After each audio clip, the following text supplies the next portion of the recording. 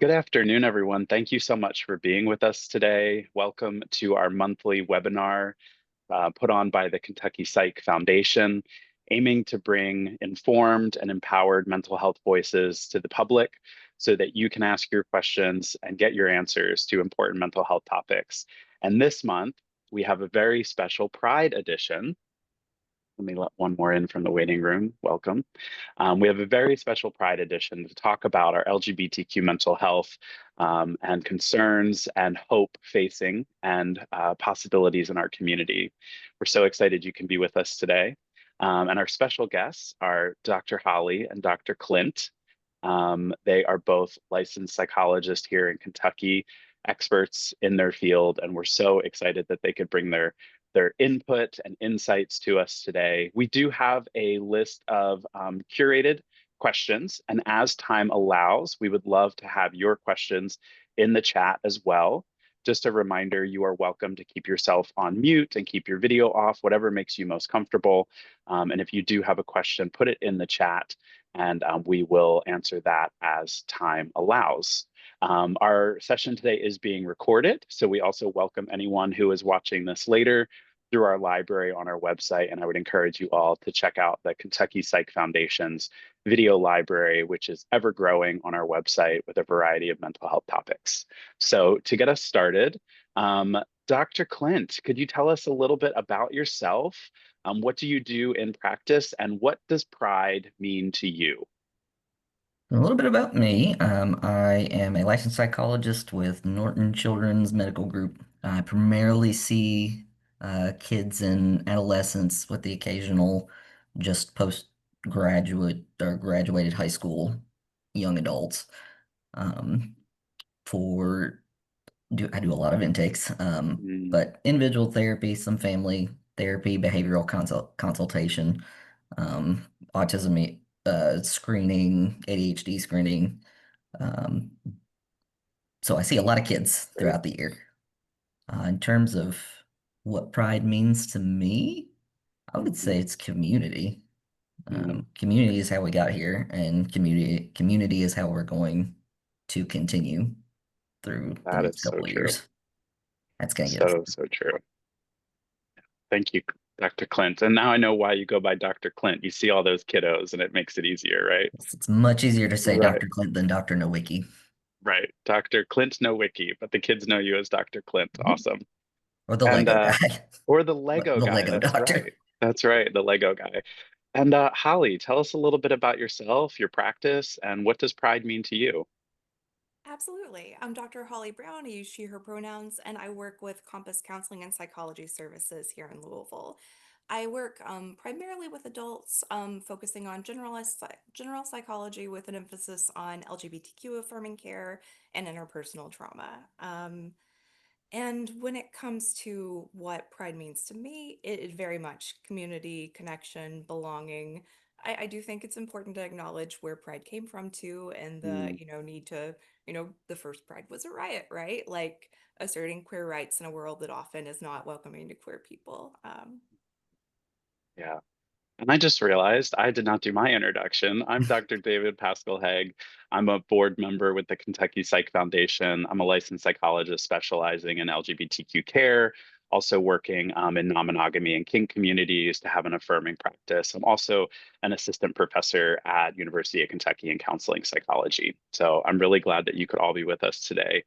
And you guys started with a great point here, the idea of community, right? That pride can mean coming together, finding resilience in the face of adversaries. So that leads us off with our first question. With the current climate and the world we're living in, what would you all say are some of the tools that people can use for challenging feelings of helplessness or hopelessness to have that sense of resilience? What are some of the tools that people could really be harnessing right now to feel a sense of pride? Yeah, something I really focus on with my clients is connecting to some kind of authentic control or agency. And for some people, maybe that is protesting or lobbying, or it can also be, getting to know your neighbor. It can be donating to Louisville Pride's food bank, right? It can be just finding that little role of how do I connect and do things that align with my values in a world where I feel like my values are being threatened? And what do you think? For a lot of adolescents, especially who feel kind of disempowered because of their age, we talk a lot about radical acceptance. And for a lot of teens, especially, they hear radical acceptance as kind of giving up or giving in. And that's not what it means at all. Radical acceptance is working within the boundaries that have been placed on you by life. Um, Sometimes just showing up and being your most authentic self in whatever it is you're doing, even if it's not related to politics or pride specifically, that's an act of resiliency in and of itself. So sometimes it really is just showing up and being Hmm. your most authentic self despite all the stuff that is happening.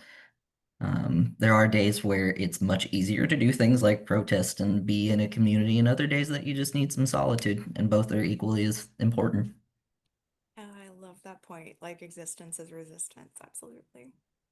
Resistance, yeah, is resistance. And Holly, I think you brought up this interesting point, which sometimes, can go um, unnamed, is what does authentic action look like? I know a lot of times, we see in the LGBTQIA community the very, vocal, the very, protesting, and that's a beautiful, important, vital part of our community. But for people to also, what is that authentic sense of their own pride, right? Maybe it is the organizing, maybe it is, I have a friend who's in the community who focuses on making zines and other publications, right, which can be distributed, right? So finding that authentic sense of how do we come and work against helplessness and hopelessness. Sometimes people can see that blanket idea of, they think, well, I have to be doing ABC, and that is what pride looks like. But I'd love to highlight this point of, it's a very personal choice of what resources do you use. Are there other ways that you guys have seen people really harness those personal strategies, things that maybe have really resonated with people, which aren't that they're marching loud and proud? Yeah, absolutely. It's going to vary so much person to person. And I think that is such an important thing to keep in mind. Like, we're really good at talking about and thinking about, what I see in the headlines in terms Hmm. of queer people resisting or finding authentic control right now. But, it can be as simple as like spending some time with your friends and being around Mm. people who care about you and who you care about and giving that mutual support. It can be, like knowing your friend just had affirming surgery and taking them some soup, right? Like it can be all kinds of things, just anything that cares for us in challenging times, or goes into that giving and receiving care, definitely fits here. Yeah. Something that I like to think about is that yes, Pride started as a riot, but there were still people working at the bar when it happened. So Good point. if you are someone that is not into protesting or don't feel like that's kind of your your interest, there were absolutely people who use their creative outlets to make signs or Hmm. to fold information packets. And there's all kinds of little things that can be done almost behind Mm. the scenes if that's where you feel most comfortable. There's always going to be somebody who's willing to be uh, channel Miss Marcia, our patron saint. Hmm. Um, but there's definitely other people who supported her, and so we need those individuals too. Yeah. But Yeah. otherwise, going to the movies as your most authentic self, going out to dinner with some friends, just living your life in the way that you want to live it is an act of Hmm. resistance in and itself. Hmm. And that act, I love that point too, Clint, because that act of just being ourselves in the world gives other people that sense of Mhm. safety to be themselves too. Absolutely. Hmm. Yeah, I think in this time, always, but in this time, that idea of collective care, the idea of mutual aid, whether we can gather, three people for a potluck at a park and be seen, and even just maybe at our home and just share and connect, right? There is this sense of mutual aid, which goes a long way. So the thing that comes to my mind is, when we have those opportunities to reach out to someone in the community that we haven't heard from, or to be out in a public space, there is this sense of resilience and strength that can come from that.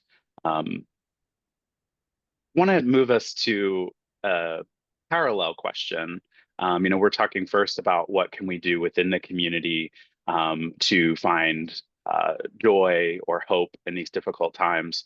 What are some things that our allies could do right now to be showing up for LGBTQ people, not just during Pride Month, but all year? What are some things that our allies could be thinking about or focusing on? I would say little things, especially in like the workplace, out in public. If somebody makes a disparaging comment, um, allies can be the ones that respond back rather than just expecting the LGBT person to always be the one to do so, because that's exhausting after a while. Defending yourself for so long from so many um, places can be very tiring. Um, if somebody's at work and maybe you know that someone is kind of mid-transition and uh, coworkers are using the wrong pronouns, being the one to call them out on that and have them fix those pronouns. Encouraging inclusive practices at work in the community. It really doesn't take much. If somebody wants to try out a new name, use that name. Mm-hmm. It's that easy. It is. Absolutely. All of those things are so critical and so important. And I think another thing too, just in our language and our culture, like it's so easy to make assumptions, like to assume, that a person's spouse is going to have a certain gender or assume a person's pronouns. And just also, making those little conscious choices, certainly respecting when we know what a person's pronouns is, like being respectful there, but also not assuming, like, just because this person in front of me is male presenting that they use he pronouns, right? Like, just having that little open-mindedness that we don't know until we know day to day can be important and helpful too. And definitely to echo what Dr. Clint said, like just being that person who speaks up for us instead of waiting on us to do it ourselves really means a Mm. lot when people do that too. And to tie together what I hear both of you saying is for our allies to do those things even when we're not in the room, Mhm. for our allies to do those things when they're with other coworkers and they hear the pronouns and they are able to say, hey, actually he uses he, him pronouns, or oh, they are going by, so doing that even when we're not in the spaces, and advocating for those policies and changes when they that position of power and leadership is a beautiful thing. I would also add, showing up to festivals, showing up to events, and knowing where folks who are in child raising or child rearing, opportunities in their life, educating the youth in their life as well to say, here's why this community matters, and here's what this community has faced, and here's how they're overcoming, right? So to pass on that knowledge as well when those spaces are welcoming and family oriented. So awesome. Why why would you all say it's important to carve out this topic of LGBTQ mental health specifically? Why is it important that we talk about LGBTQ mental health um, in very precise ways rather than just lumping it in with, well, we all have mental health. We should care about everyone's mental health. I think that is true. Everybody experiences mental health symptoms and disparities at Mm-hmm. any point in their life. Doesn't matter the demographic, the background, doesn't matter socioeconomic status. Um, but just like we are encouraged by our ethics code to be competent in different aspects of therapy, one of the competencies is that can be improved is gender and sexual minorities. Just like there is experience in working with or doing therapy with people of color, with Mm-hmm. Asian American and Pacific Islander individuals, with people who are living in Alaska. They have a very different Mm-hmm. presentation than someone living down in Florida. We like the LGBT community embodies everything that is embodied in the definition of culture. Just like we learn about other cultures, we have our own cultures here at home. Mhm. Oh, absolutely. And I think, you know, anytime we're dealing with a group who's experienced some kind of societal oppression, like that's always going to have its own unique factors on our needs for therapy and our needs for just, you know, especially I think this is important for allies because when we have a privileged position in society, we have certain blind spots that come along with that privilege. And, you know, it's important for all of us to reflect on our blind spots and explore ways where we can be more inclusive and accepting. And I think a really important thing about carving out the space for queer mental health specifically is having that awareness of how am I making, you know, my therapy office, my practice, my place of work a safe and accepting place for everybody who's there. It just sparked another question in my mind. So a little bit off my list here, but I'm curious to have your all's thoughts on when a person is looking for a therapist and they're trying to find a therapist who is aware, affirming, skilled, right? Because there's a difference between aware and skilled and affirming. What might a person ask a therapist, or what might they be looking for to start to get a sense of, is this person affirming and skilled in LGBTQ mental health? That's a good one. Yeah. Look at the offices. I think like, okay, what do I see around and how are you visually, right? So there might be some cues. Um, what else would you encourage people to think about when they're selecting a therapist? Yeah, I think it's absolutely reasonable to ask, what's that therapist experience with working with the community? And, you know, eh, obviously, when it comes to therapy, there are going to be certain professional boundaries around what that Hmm. provider may not share. I tend to be more feminist leaning in my approach, so I tend to have a little more like thoughtful self-disclosure than some versions, but like, asking what that professional's experience is working with or being, part of or allied with the queer community, I think can be really important to learn about. And you can just ask them. You can ask them in the Hmm. intake session, like, what's your experience with, people who fit into that same group that I do. Hmm. Just because I'm a bit of a dork and like numbers and research and that sort of thing, I do like to ask people like what types of research they've done, or what types of evaluations they've completed and that sort of thing. Hmm. Honestly, a lot of referrals are word of mouth referrals, um, Hmm. because the queer community is a little bit smaller than the general population. When some and resources are meant to be shared, if you find a good therapist, they're usually going to tell two or three people about that therapist. So, um, you can often find some informal ratings of therapists just by talking to the community, really. Yeah, I think that's a great point is, when we're searching for a therapist, you're trying to find someone, asking within the community. It also helps, destigmatize the idea of seeking out a therapist, saying, I need some support on these areas or those areas, right? Who have you worked with? Who have you talked to, right? Who gets it? So then within the community, asking for that information as well is a beautiful thing. I do think it helps um, normalize and destigmatize the support that therapy can offer to people. Cool. So, a little bit more specifically about LGBTQ mental health and what brings people in.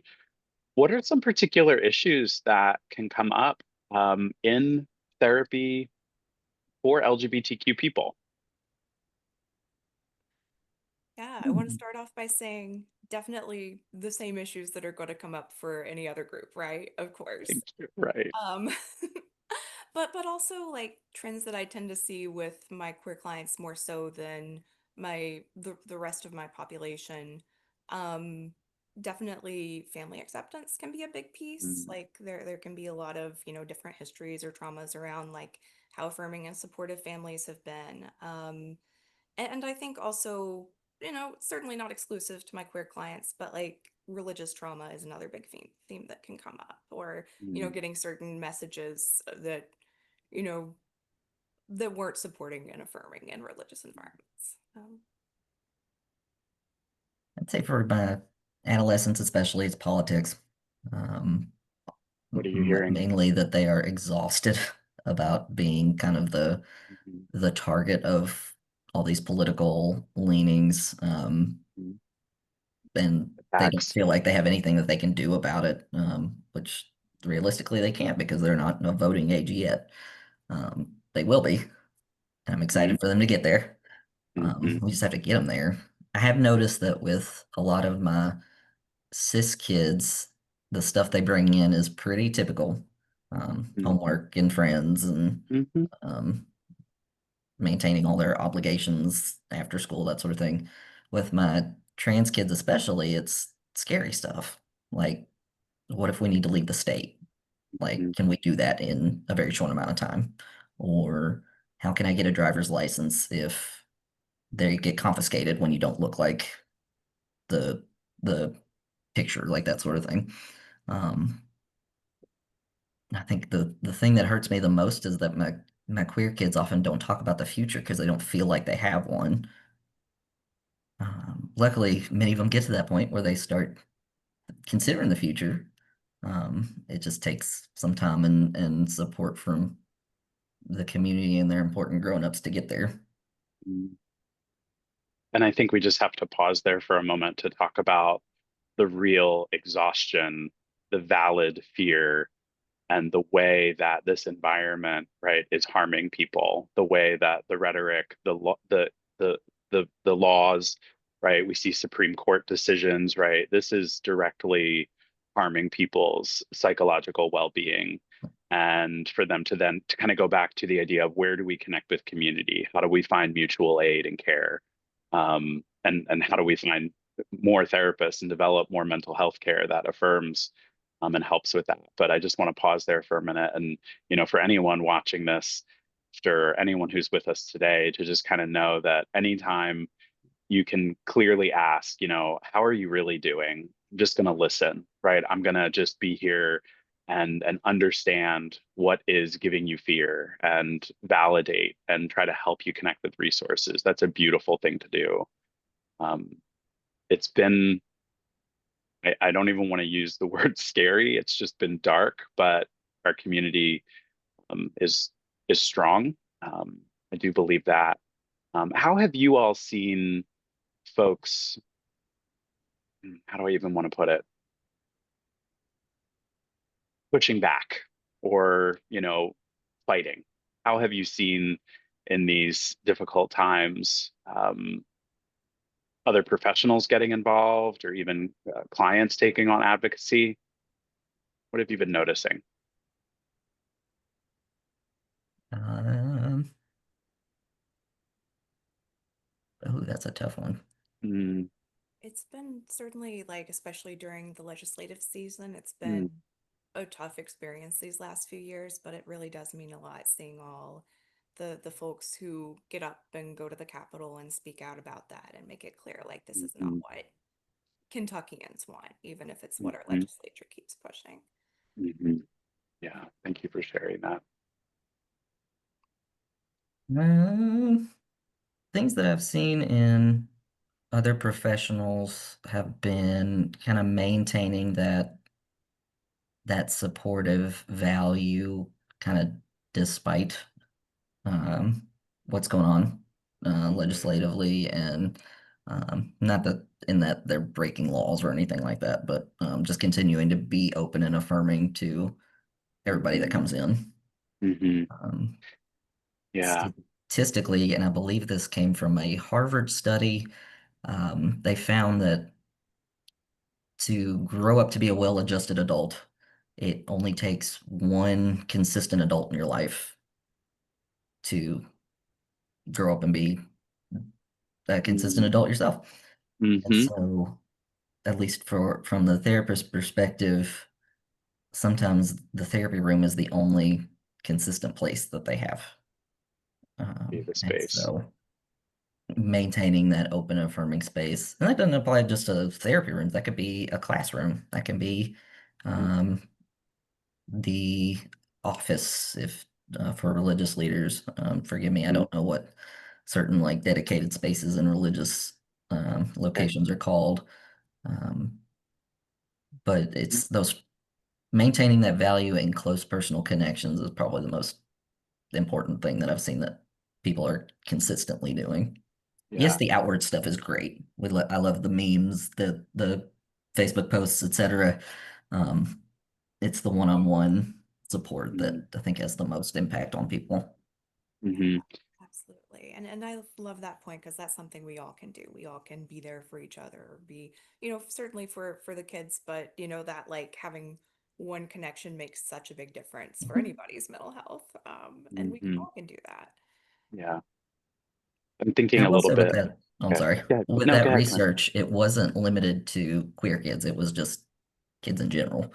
Mhm. But it's especially important for queer kids who often have to hide their experiences and their thoughts and feelings. And Mm. Yeah, who are navigating what space can I be authentic in? What space can I talk about the stress and also talk about who I want to become? Or, it's same thing for adults. When we find those spaces, we can you can code switch a little bit. You're like, a little okay, I bit. can be myself here, right? It's the same for adolescents and for young adults and for adults throughout the lifespan. The thing that I've been paying attention to is, as we are at different stages of life, we're able to get involved, volunteer, vote every single time, right? We're able to do these things. And then as we step into those roles, there is a mentorship, there is a leadership that we can also offer. And I don't think we should overlook the positive mental health benefits of kind of seeing yourself in that role of saying I'm getting involved and I'm getting to have a mentorship dynamic with someone else who's trying to understand leadership or they're trying to understand how to get involved in the community. So knowing kind of what opportunities we have and what stage of our own development we're in and connect to the community, we're able to give back, which Holly goes to that empowerment feminist lens. There's this stage of becoming the advocate and speaking out for some people. Because I heard you mention your theoretical approaches there. So, Yeah, absolutely. And I do think another thing I see my clients running into here, it doesn't have to be all or nothing. Like I don't have to be mm, like constantly doing it every single day. It can be a very real. conversation or two with one person that can make a big difference, Mm, right? Like there's a full spectrum of what we can do when it comes to that empowerment and that action and that mentoring. Yeah, even 2-minute check-ins with somebody. love it. It doesn't have Hmm. to be a deep, long conversation. Sometimes it's just, hey, how you doing? It's Hmm. taking a few minutes out of your day to show them that they're important to you. So as we kind of bring together this idea of, being involved, having community, pacing yourself, right? Sometimes we can be out and loud and proud and doing the advocacy work. Sometimes we need to lay low, recuperate, hunker down with our trusted friends and community and get strong again. What are some resources that you all would want to network folks with? What are the LGBTQ resources that you know of in Kentucky that you try to point people toward? Yeah, I'm Louisville based, so a lot of Yeah, my maybe stuff is mental on health. Yeah, websites. mental health stuff in particular, community stuff in particular. What comes to mind?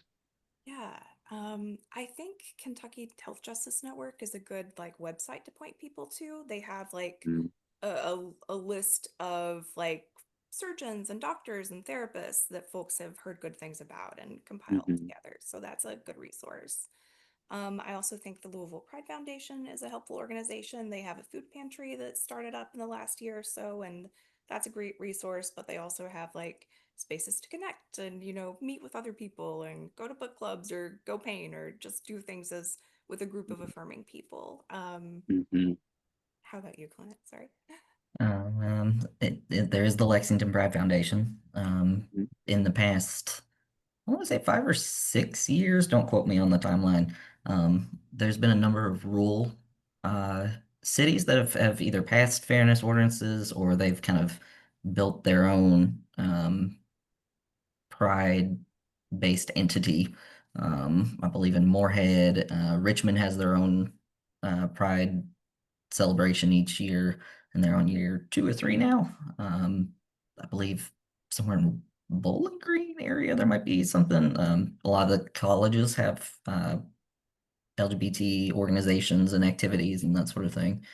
There is a particular website that is it Out Health that there are many affirming, um, not just mental health providers, but doctors that specialize in all kinds of aspects of health.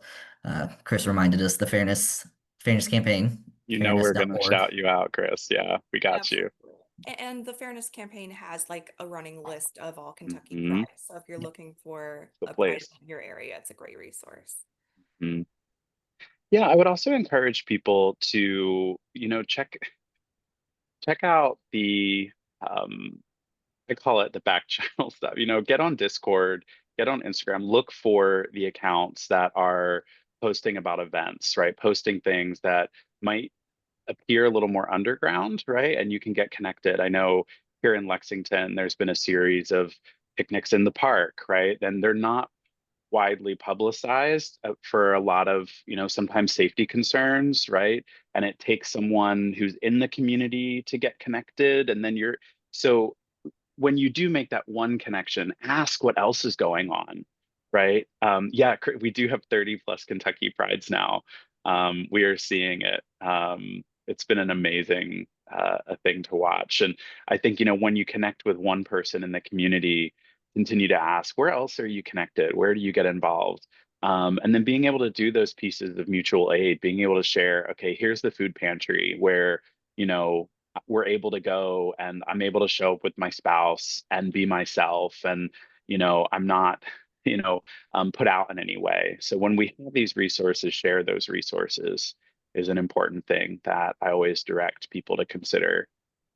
I do want to also highlight, we also, I forgot when it was established. There's the Kentucky Black Pride Foundation. Yep. Louisville has its own Black Pride.